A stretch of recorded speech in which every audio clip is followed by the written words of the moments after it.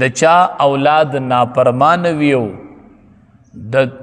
د منز اهتمام پکې نه نافرمانه هر مانځ پسې درې پیرې دا دعا وایي رب اجعلني مقیم الصلاة ومن ذریتی ربنا وتقبل دعاء.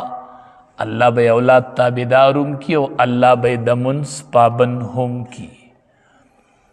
ربنا اغفر لی ولوالدی وللمؤمنین. اے رب زما او بخی ما تپلار زما او بخی تمال را ولوالدی او مور او پلار زما وللمؤمنین او طول مؤمنان لرا یوم یقوم الحساب پورز د اغه چې قایمیږي حساب. ابراهیم علیہ السلام ځان د پارم د مغفرت دعا کوي او د مور او پلار د پارم کوي. نو د چې د پلار د پاره د مغفرت د دعا کړې ده نو دا صحیح ده او کدا صحیح نه ده. ځکه پلار چې و اخو مسلمان دینا نو څنګه دی وی چې ولی والدیا زما مور او پلار وبخي. نو پلار خو مسلمان دینا نو آیا دعا ورله غوښتلی شي کنه څنګه ابراهیم علیه السلام وی چې ربنا اغفر لی ولوالدیا. مشرک تپاره ته دعا غوښتلی شي چې یا الله زما ګناهونه معاف کړي او ما وبخي او مشرک دپاره دعا نشي کولی. علما وایي دلته د ابراهیم علیه السلام دا دعا چې وه دلته د مغفرت نه مراد هدایت دی.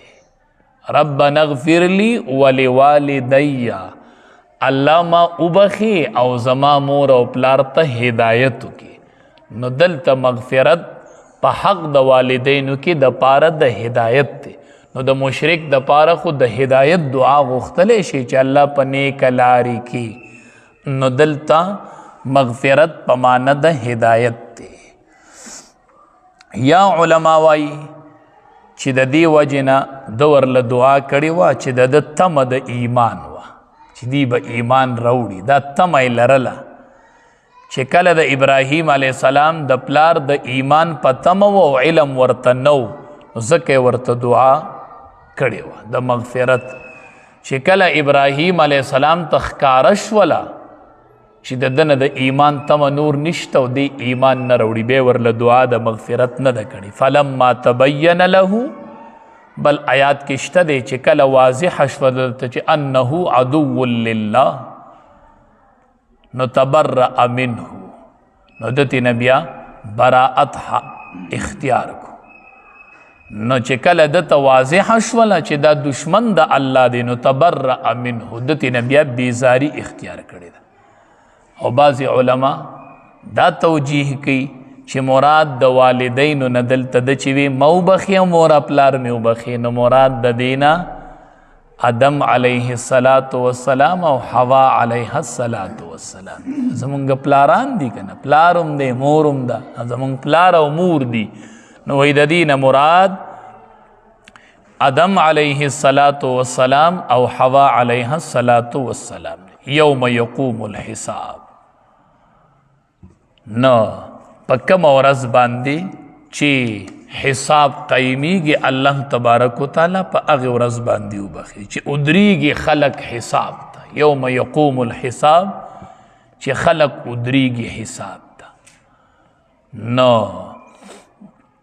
چې ادریږي حساب نو حساب نه ودریږي خو خلق به ادریږي حساب ته.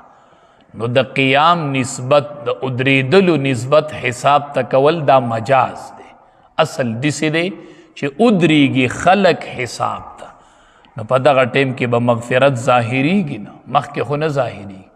دا به کله ظاهریږي چې دی وبخل شو د ده ګناهونه معاف شو. دا به اله پته لګي چې کله حساب ته خلق ادریږي او د حساب تلې ولګي. نو ځکه وایي یوم یقوم الحساب الله چې کله حساب قایم شي